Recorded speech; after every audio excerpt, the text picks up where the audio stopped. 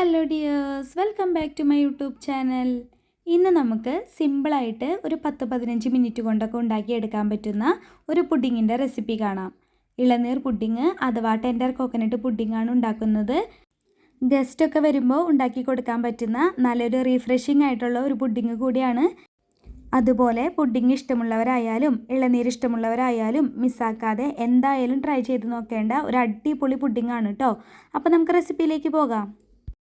ഈ പുഡിംഗ് ഉണ്ടാക്കാനായിട്ട് ജെലാറ്റിൻ അല്ലെങ്കിൽ അഗർ അഗർ അല്ലെങ്കിൽ ചൈന ഗ്രാസ് ഇതിലേതെങ്കിലും ഒന്ന് വേണം. ഞാനിവിടെ 10 ഗ്രാം ചൈന ഗ്രാസ് ആണ് എടുത്തിരിക്കുന്നത്. ഇതിലേക്ക് 1 കപ്പ് വെള്ളം ഒഴിച്ചു കൊടുത്ത് ഒന്ന് സോക്ക് ചെയ്യാൻ വെക്കാം. ഒരു 10 മിനിറ്റ് ഇതുപോലെ ഒന്ന് സോക്ക് ചെയ്യാൻ വെച്ച ശേഷം ഇതൊന്ന് ചൂടാക്കി മെൽട്ടാക്കി എടുക്കണം.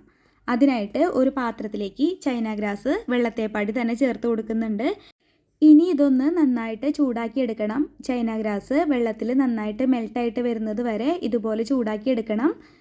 ഇതിപ്പോൾ നല്ലപോലെ ഒന്ന് മെൽട്ടായി വന്നിട്ടുണ്ട്. ഇനി ഇതൊന്ന് അരിച്ചെടുത്ത ശേഷം നമുക്ക് മാറ്റി വയ്ക്കാം. ഇനി നമുക്ക് വേണ്ടത് ഇളനീരിൻ്റെ പൾപ്പാണ്. ഞാനിപ്പോൾ ബോട്ടിൽ നിന്ന് കിട്ടുന്ന ഇളനീരിൻ്റെ പൾപ്പില്ലേ, അതാണ് എടുത്തിരിക്കുന്നത്.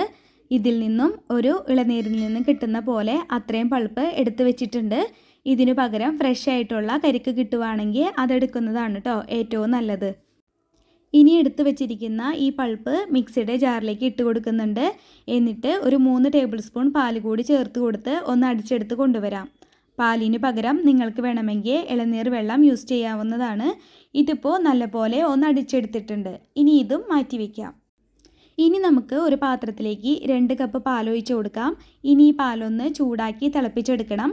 മധുരത്തിനായിട്ട് ഇതിലേക്ക് 1/2 കപ്പ് പഞ്ചസാര ചേർത്ത് കൊടുക്കുന്നുണ്ട്.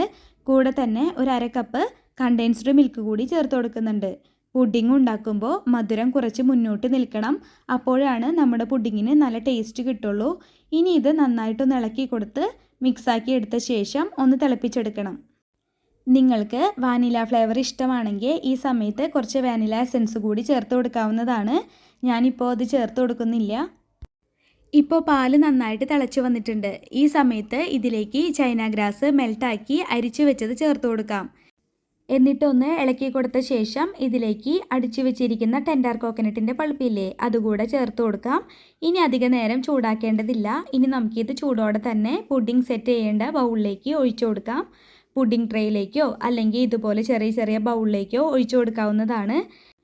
ഇതിപ്പോൾ നല്ല ചൂടല്ലേ. ഇനി ഇതൊന്ന് ചൂടാറി വരുന്നത് വരെ നമുക്ക് പുറത്ത് വയ്ക്കാം. ചൂടാറി വന്നു കഴിയുമ്പോൾ ഇനി ഇത് നന്നായിട്ടൊന്ന് കവർ ചെയ്ത ശേഷം ഫ്രിഡ്ജിൽ വെച്ച് ഒന്ന് തണുപ്പിച്ചെടുക്കാവുന്നതാണ്.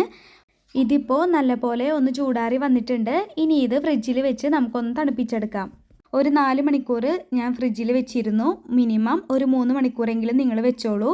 ഇതിപ്പോൾ നല്ലപോലെ ഒന്ന് സെറ്റായിട്ടുണ്ട്. ഇനി ഇത് സൈഡൊക്കെ ഒന്ന് കറക്കി കൊടുത്ത ശേഷം ഡീമൗൾഡ് ചെയ്തെടുക്കാം. ഇതിപ്പോൾ നല്ലപോലെ തന്നെ സെറ്റായി വന്നിട്ടുണ്ട്.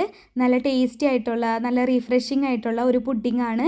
നല്ല സിമ്പിളായിട്ട് ഉണ്ടാക്കിയെടുക്കാനും പറ്റും. വായിലിട്ടാൽ അലിഞ്ഞു പോകുന്നു എന്ന് പറയാറില്ലേ, അത്രയും സോഫ്റ്റ് ആയിട്ടുള്ള ഒരു ടെക്സ്ചറാണ്. കണ്ടില്ലേ? അപ്പോൾ ഇനി പുഡിംഗ് ഉണ്ടാക്കുന്നുണ്ടെങ്കിൽ ഇതുപോലെ തന്നെ എന്തായാലും ഒന്ന് ട്രൈ ചെയ്ത് നോക്കിക്കോളൂ. റെസിപ്പി ഇഷ്ടപ്പെട്ടെങ്കിൽ വീഡിയോയ്ക്ക് ലൈക്ക് ചെയ്യാനും ഒപ്പം തന്നെ എൻ്റെ ചാനലൊന്ന് സബ്സ്ക്രൈബ് ചെയ്യാനും മറക്കല്ലേ. സബ്സ്ക്രൈബ് ചെയ്യുമ്പോൾ തൊട്ടടുത്ത് കാണുന്ന ബെല്ലൈക്കണിൽ ഓൾ എന്ന ഓപ്ഷൻ കൂടി ഒന്ന് ക്ലിക്ക് ചെയ്തോളൂ. എങ്കിൽ മാത്രമേ ഞാൻ ഇനി വീഡിയോ ഇടുമ്പോൾ നിങ്ങൾക്ക് നോട്ടിഫിക്കേഷൻ കിട്ടുള്ളൂ. അപ്പോൾ തന്നെ കാണാനും പറ്റുള്ളൂ. അപ്പോൾ അടുത്തൊരു ടേസ്റ്റി റെസിപ്പി ആയിട്ട് വരുന്നവരേക്കും ബൈ ബൈ. താങ്ക്